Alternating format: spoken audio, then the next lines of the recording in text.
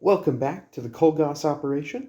If you're just joining for the first time, this is a map-based Fistful of Toes 3 wargaming campaign being run in a fictional version of South America. In last episode, we finished up operations for June 13th. Today, we'll be looking at reinforcements coming in and losses that both sides suffered in the previous day's action. But first, we're going to go a little bit more into detail about the big battle that happened yesterday.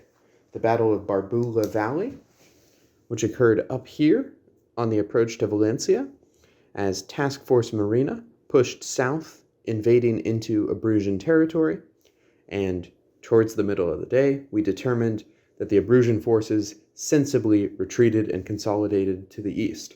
But let's talk a little bit more about that battle. All right, I've got the sheet here that I used to actually run the battle, and just to get you oriented, this is the road net up the center of Barbula Valley. North is that-a-way. To the south here is Valencia, which you can see is heavily populated by these Abruzzian troops. And attacking from the north are the Kolgosi forces. They've got 3 battalions abreast, and just kind of a straightforward assault, because honestly, there's not room for much else. If you go to the city of Valencia on Google Earth and scope around, you can find this valley and you can measure it out yourself. There's not a lot of room for maneuver. These little finger ridges you see here on the sides are actually part of, let me zoom out, a wider ridge system. You got a mountain over here, you got a mountain over here. You're out of options. It's this frontal assault straight down. And if you remember all the way back to our first battle, let me zoom in and clean this up for you. I'll move the marker real quick. Our very first battle was about deciding whether or not these bridges over here near San Diego could be cut before the invading Kolgosi forces seized them. Since they couldn't, since the Kolgosi forces failed to reach the bridges in time, they were blown and this route was cut. So that very first battle of our campaign has now, to use the fancy term, canalized the advance into this bloody head-on assault. Now, there's a couple things to talk about here. So number one, this was an artillery-dominated fight. I believe 2 videos ago, I rolled for reinforcements to see what the Abruzzians got, and they got a whole support group of 155 howitzers. And as you can see on the map here, open terrain, lots of infantry, no cover. They just got torn up. I also rolled incredibly well for the availability for those howitzers. So it was really, really difficult to push infantry over this ground. And you'll see at the point that we called it, which is what's frozen on the sheet here, most of the infantry had failed to even reach their initial objectives, simply because in the Fistful of Toes system, once you're suppressed, you have a movement penalty. You can't get to where you're going as fast. So that was the experience of most of the infantry in this battle. Walking across open ground, getting shelled to bits, going to ground, waiting, getting shelled more. Now, on the flip side of things, when I started this campaign and I chose units for the Kolgosi, I decided, they're an expeditionary force. They got to move fast. They got to pack light. They're going to have 75 millimeter pack howitzers and a couple heavy mortars, because that's what's reasonable. And man, it has bit them in the butt here. These troops are entrenched in this little town here, and going by the mechanics of Fistful of Toes, as laid out in the rulebook, 75 millimeter howitzers are not going to do much to suppress these troops. And you have to, because if you don't suppress them with artillery, they're just going to sit in the edge of the cover there and mow down anyone that approaches. It's a terrible, terrible situation for your assaulting infantry to be in, which is why you smother them with artillery. Unfortunately, they're in, hardened buildings, and the Kolgosi don't really have anything heavy enough to cause an impact on them. So I thought that was interesting to explore. The other final little note I'm going to make on this battle is it had the first armor versus armor engagement. This unit that you see right here, those are the Abruzzian heavy tanks based on the Italian P-26. And these heavy tanks managed to fight off and kill both the company of M3 Stuarts that the Kolgosi brought and the company of M8 Greyhounds.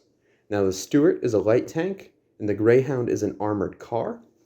Both, I believe, have 37mm anti-tank guns, which I thought, weight of numbers, if I got them in there close enough, maybe they could pull out even, damage one of these tanks. Nope. The heavy tank sailed right through it.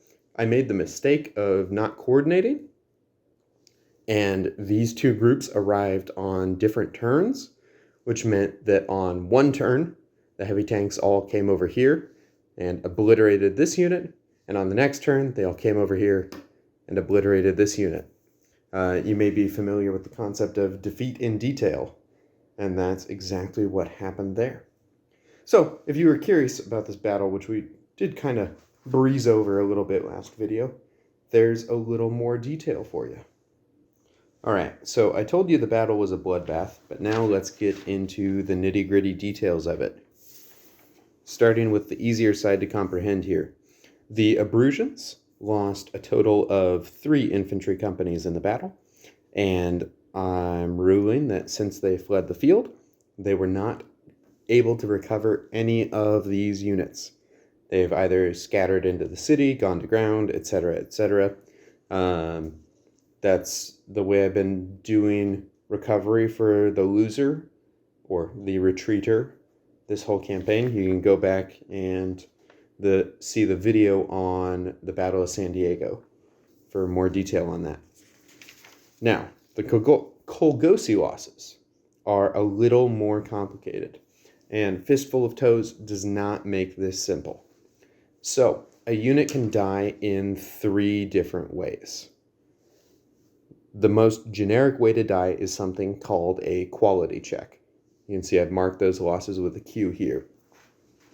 That's all kinds of things. That's being shot at with machine guns, that's artillery, that's, I believe, some obstacles and mines and all sorts of stuff. Quality is just general, out of action check. Now, vehicles are exposed to a potential destroyed result on the dice. If you get hit by a shot that penetrates, and you roll your dice based on the difference between penetration and armor, if any 6s come up, the vehicle is destroyed. So you'll see one of the Stuarts got destroyed, one of the Greyhounds got destroyed. Both of those by the heavy tanks, if I recall. The final way for a unit to be removed is, remember, within this system, you have your little stands on the battlefield, but you do have to group them into discrete units, right? So for Western-themed armies, which is what I'm using for both sides here, this is a company, There's your 3 platoons and weapons platoon. If you take more than 2/3 casualties in a unit, boom, boom, boom, those are all eliminated by various means, this final stand has to immediately make a quality check. If it passes, it can stay on the battlefield. If it fails, it's also removed. So you'll see this notation here. I call this a rout. Just seemed reasonable. The book calls it a 2/3 quality check, which is just a mouthful. So a couple of the stands got routed off the field. Now, the rules, of course, make things very complicated with regards to recovery.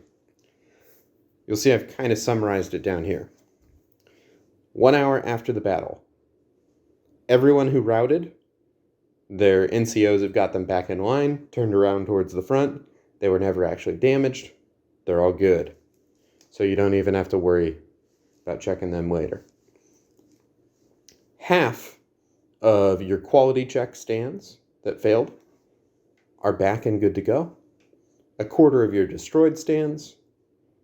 And if another battle happens, within 2 hours, 3 hours of the first, those are the numbers you use. However, if you have up to 8 hours to recover, you get 75% of these quality check stands back and 50% of the destroyed stands. So that's why I've broken these out here in this format and noted the type of loss for each one. Now, there are some interesting questions that come up that the book does not answer. For example, looking down this list, you'll see I have 8 stands that failed their quality checks. You can do a little math. 8 hours later, only 2 of these are gone for good. But which 2? The book doesn't answer that. It would be kind of cheap and easy to say, oh, well, I have plenty of these infantry stands. I can lose a couple of them, but I really want my tanks and armored cars back. But I don't feel like doing it that way. I was thinking to myself, what the heck? I've got 8-sided dice. We'll just roll real quick.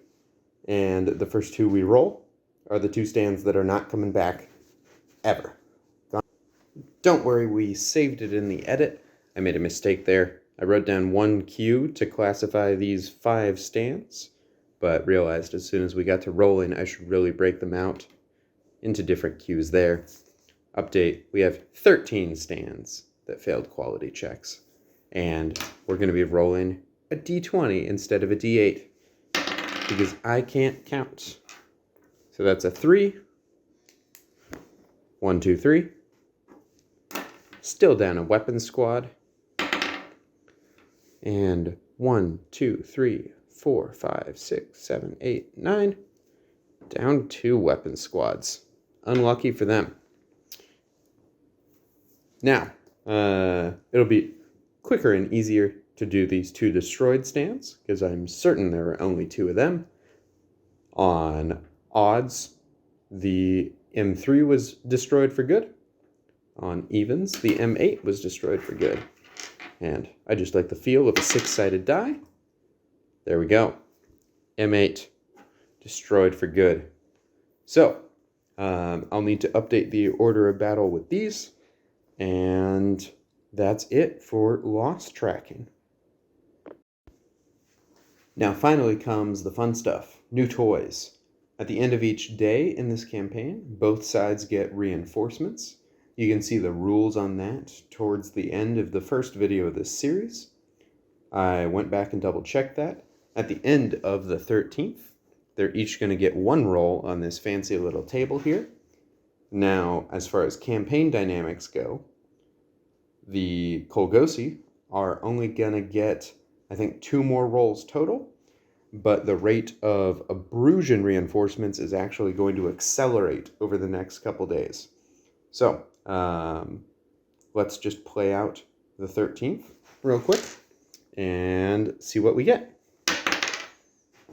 Man, I'm not great about keeping these in frame or specifying which side that was for. So that's a 2 for someone. Infantry battalion will keep the roll and say odds Kolgos, evens Abrusia. So Abrusia is going to get 1 infantry battalion. And now we'll roll for Kolgos, declaring ahead of time. That's a 6. 2 airstrikes. I haven't played around with airstrikes yet in Fistful of Toes. Excited for the opportunity to do so. And hey, maybe having a few of these bombs to throw around might help to do something to shore up their weakness in that heavy artillery. Now let's talk about the next couple days of operations. All right, the positions you see here on the map are appropriate for the morning of the 14th. Abrusians retreating east, Kolgosi consolidating in Valencia. Now, if you go back to the first video, you'll recall that the Kolgosi war plan revolves around securing this valley here and holding their gains. That's the whole objective. It's kind of a limited operation. And so far, they've achieved a good chunk of that. Now they're going to have to actually, come out here and, garrison these cities and inform the populace that you pay taxes to a different person now, et cetera, et cetera. But that's for outside the scope of this campaign. We need to determine the military operations of the next handful of days. I went back and just double checked the reinforcements. The 14th is the last day that the Kolgosi get to roll on the reinforcements table. Today, the Abruzans will get 2 rolls, and tomorrow they will get another 2. So, what does this mean for the pace of the campaign? The Kolgosi got beaten up pretty badly on the way down here. I would say a little worse than the Abruzans on the defense, obviously. The Abruzans have lost a good number of regular infantry, but the Kolgosi have lost a good fraction of their armor, and they didn't have a ton of armor to begin with. All those heavy tanks that the Abruzans have are still in play and still a very big threat. So, what I'm looking at as a reasonable course of action for the 14th here, the Abruzan commander is going to withdraw to Marasai here. Now, this is going to do 2 important things. First, let me show you the movement. It's called at 15 miles, well within the daily movement rate of both the cavalry Montana force and the infantry Alamo force. Now, this is going to open up a little more distance between them and Valencia. It's going to give them a place to consolidate. But most importantly, they now have access to this southern road, which will allow someone to come down around the southern shore of the lake here. This is important because even if they mass a ton of troops here, there's a concept called frontage, right? This road here and flat ground north of the lake is only so wide. It doesn't matter, you could have 5 divisions. If you're going to push them along this road, you're going to have maybe 2 regiments in front. And all you can do with the regiments behind that is feed them into whatever wood chipper your opponent has set up, right?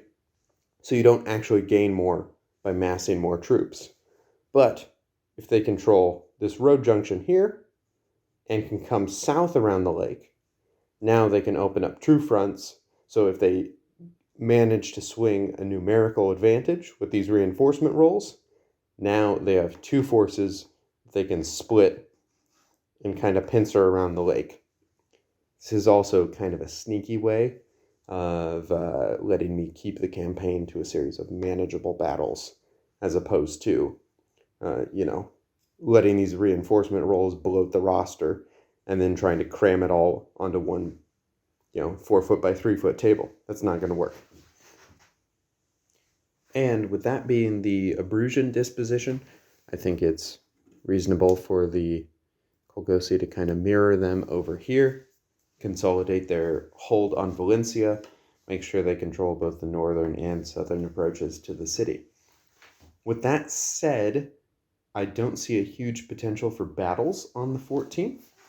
So we are going to pull out the reinforcements sheet again, roll for the 14th as well, and I think we're just going to keep chugging through days like this until someone feels ready to make a move. I'm going to say at the start of the 15th, we'll determine a percentage chance for either side to aggress. So, end of the 14th. Kolgosi forces. See? I called it this time. I remembered. Now I just got to keep the die in frame. Oh, and we have a winner. So,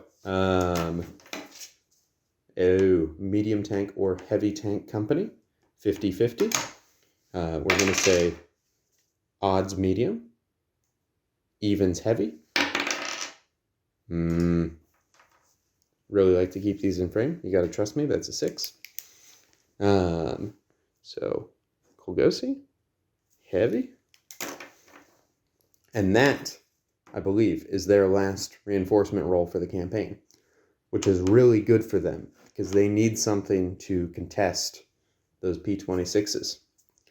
Now, the Abruzans get 2 rolls. I chose this pacing to kind of simulate, a surprise attack, and now all their forces are coming together. So, roll number 1, a 3. All right, now is it light tanks or armored cars? Same deal. Odds, evens. Odds, light tanks. And their final reinforcement roll for the 14th is a 6. So they're also going to get some airstrikes. And see, that's interesting because these are going to be kind of deterministic. I'm going to assign them to one of the maneuver forces here. And then, when I determine the routes of the maneuver forces and the battles, I just check the order of battle, and that tells me the heavy tanks are there, or they aren't. But these airstrikes, that's kind of a more operational resource, right? In theory, if these battles are happening at the same time, the head honcho, the main commander in charge, could choose to prioritize one flank over the other. And I don't know exactly how I would figure that out. I really don't want to have to run the 2 battles, turn 1 north, turn 1 south, turn 2 north, turn 2 south. But we'll see. One of the battles will happen first, and if they flub the availability rolls for all the airstrikes, then I guess the other battle gets to use them. But we will cross that bridge when we get to it. All right, now, at this point, stacking up the reinforcements, the Abruzans have more infantry, more tanks, airstrikes ready to go. The Kolgosi finally have some heavy tanks that they can use on the offense. I think if we're looking at daily operations for the 15th, see, this is a difficult decision because I don't think either side really wants to aggress up here because they're going to get channeled into this narrow coastal road. And I've scoped out this terrain down here on Google Earth. It's not any better. So, you know what? I'm just going to say, what the heck? 50-50. Each side will make an aggressive move on the 15th. So, Kolgosi on a 1, 2, or 3. Is that in frame? Yeah. So they're not making a move on the 15th. The Abruzans are not making a move on the 15th. So, let me double check real quick and we'll crunch another day of reinforcements. This is certainly a strange long pause we have here as these guys squat on opposite sides of the lake staring at each other. Today, the 15th, has ended. The Kolgosi forces do not get any reinforcement rolls, nor will they. They will sink or swim with the forces available. The Abruzans will get 2 rolls, and then they are out of reinforcements as well. So, someone's going to have to start making a move here. We're rolling for Abruzan reinforcements. All right, light tank or armored car. Odds, evens. That's another light tank. Now, the final reinforcement roll of this campaign for the Abruzans. Again, light tank or armored car. Odds, evens. All right. Now some armored car. There we go. So, they found a bunch of vehicles, finally got them fueled up, ready to come out for what is probably going to be the climactic action or pair of actions for this campaign. Now, since I wanted this project to be finite in scope, I am simply going to declare that on the 16th, the last day of the campaign, both sides are going to attack and attempt to advance around the lake. Now, I would like to randomize these forces just a little bit, but I think that'll be a topic for a future video. I'll probably do that off camera and then just present it as something novel and exciting next time. So, on the 16th, these forces are going to clash on either side of the lake. Not certain exactly who is going where yet, but when I figure that out, I will let you know, and then we'll talk about setting up those final two battles. That's going to be all for this video. So let me know if you enjoyed it, if you have any other ideas for this campaign or future campaigns, and I'll see you next time.